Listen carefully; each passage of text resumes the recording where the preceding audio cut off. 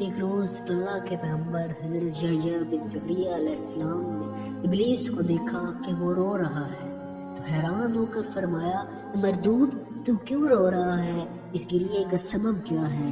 تو شیطان نے کہا، اے اللہ کے پیغمبر، میں سالوں سے اللہ کی توبہ کا دروازہ کھٹکھٹا رہا ہوں کہ کھل جائے، لیکن آخر یہ نہ کھلا۔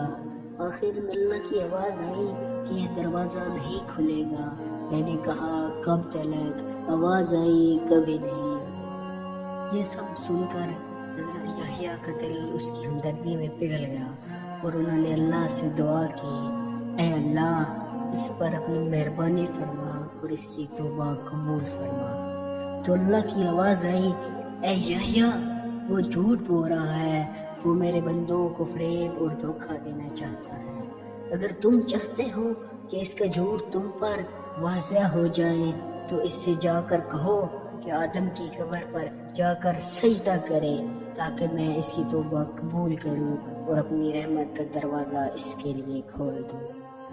تو حضرت یحییٰ شیطان کے پاس آئے اور کہا کہ میں تیرے لیے خوشخبری لایا ہوں، تجھے مبارک ہو، تیرا مسئلہ حل ہو گیا ہے۔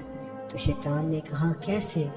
حضرت یحییٰ نے فرمایا کہ اللہ نے فرمایا ہے کہ میں نے اس کو آدم کا سجدہ نہ کرنے کی وجہ سے اپنی بارگاہ سے نکال دیا تھا، اور اگر اب وہ اس غلطی کی تلافی کر لے اور آدم کی قبر پر جا کر اس کو سجدہ کر لے تو میں اس کو اس کے مقام پر دوبارہ بھیج دوں گا۔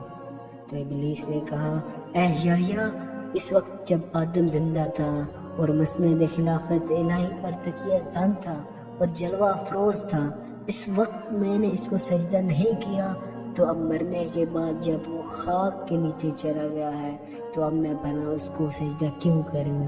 یہ کبھی نہیں ہو سکتا۔